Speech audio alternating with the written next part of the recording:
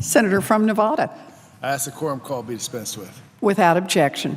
Thank you, Madam President. I rise today to address the public revelations regarding classified government surveillance programs. But before I do so, I'd like to take a moment to honor Mike Lansbury, who died a hero's death in Sparks, Nevada last week. After spotting a student with a gun at Sparks Middle School, Mr. Lansbury moved directly in harm's way to protect his students and others from danger, and he was fatally shot.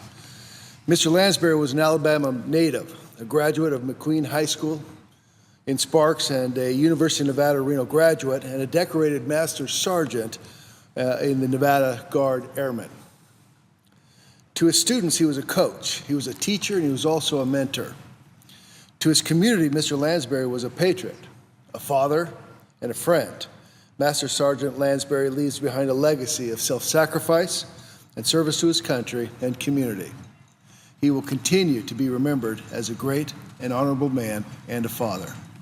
Thank you, Madam President. I'd also like to discuss briefly current National Security Agency practices, including its bulk data collection programs and the implication these programs have for the privacy of Nevadans and millions of other law-abiding citizens. Due to published reports in newspapers around the world, Nevadans are well aware that the federal government has been collecting phone data of law-abiding citizens without their knowledge through a process known as bulk collection. These practices are mostly authorized by Section 215 of the Patriot Act.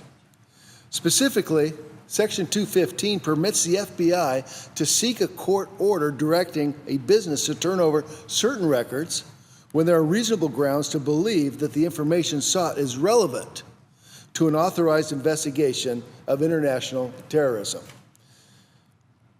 Madam President, relevance has been found by the courts to be a broad standard that, in effect, allows large volumes of data to be collected.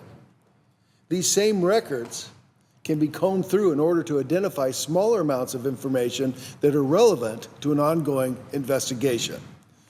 So to put it in other words, it's been established that Section 215 allows for massive amounts of data to be collected in order to find the tiny amount of data that would solve an investigation regarding international terrorism.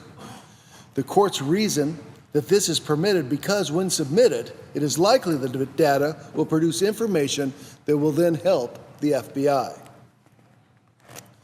Millions of Americans' call records are collected and stored by the NSA because a few numbers may solve an authorized investigation.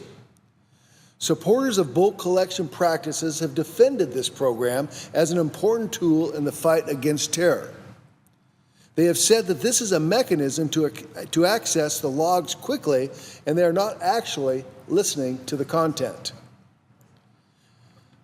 President Obama even said, and I'll quote, "When it comes to telephone calls, nobody is listening to your telephone call. Instead, the government was just sifting through this so-called metadata." Madam President, the President is right. He is correct. They aren't listening to the actual calls like the FBI conducting a wiretap, but let me outline that the government can figure out what is going on from those call logs. For example, they will know that an American citizen in Ely, Nevada, received a call from the local NRA office and then called their representative and senators. But they claim that the content of that call remains safe from government intrusion. Or they'll also know that a Nevadan from Las Vegas called a suicide prevention hotline and spoke to an individual for 12 minutes, but they will not know what that person discussed. The question I have is this: why does the federal government have to house this data? And it's because I believe, Madam President, that Congress has authorized a massive surrender of our constituents' privacy.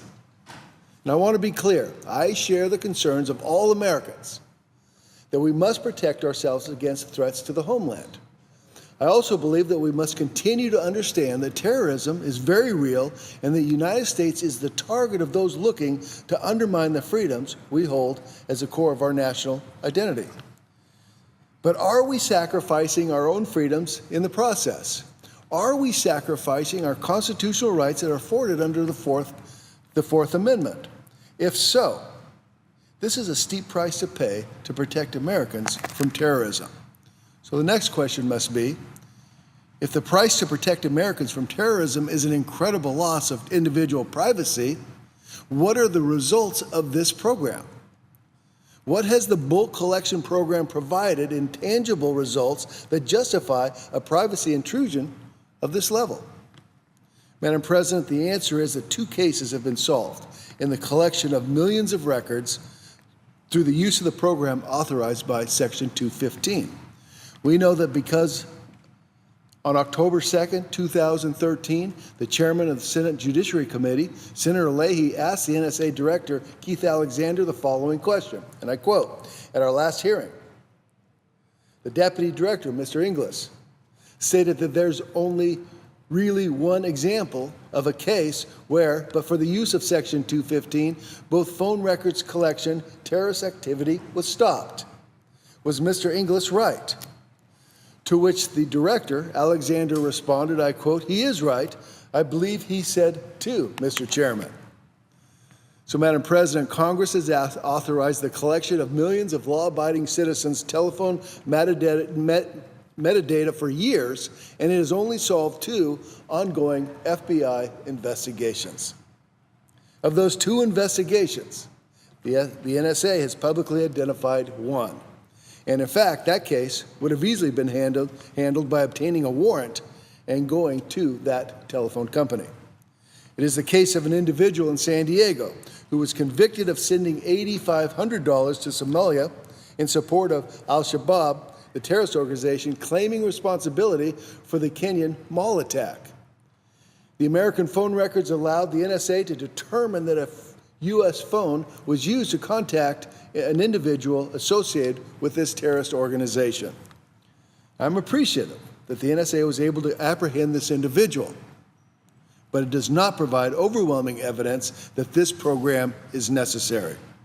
As Senator Ron Wyden from Oregon noted, the NSA could have gotten a court order to get the phone records in question. So, in essence, Congress has authorized a program that invades the privacy of millions of Americans with little to show for it. The results simply do not justify this massive invasion of our privacy. That is why I want to end bulk collection practices authorized under Section 215 of the Patriot Act, and I join Senator Leahy to introduce the bipartisan, bicameral USA Freedom Act. This legislation, among other things, will rein in the dragnet collection of data by the National Security Agency. It will stop the bulk collection of Americans' communications records by ending the authorization provided by Section 215 of the Patriot Act. Some in this chamber will argue that this removes a massive tool for the NSA to assist the FBI. I disagree with that. All this legislation does is shut down the collection of millions of Americans' metadata by the NSA. If the FBI needs a telephone number, they can go to a FISA judge and get a warrant. The phone company can still provide that data.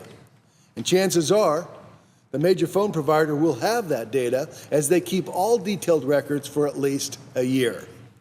When talking broadly about how certain technological developments should be incorporated in our justice system, Associate Justice of the Supreme Court, William Douglas, once said, "The privacy and dignity of our citizens are being whittled away by something imperceptible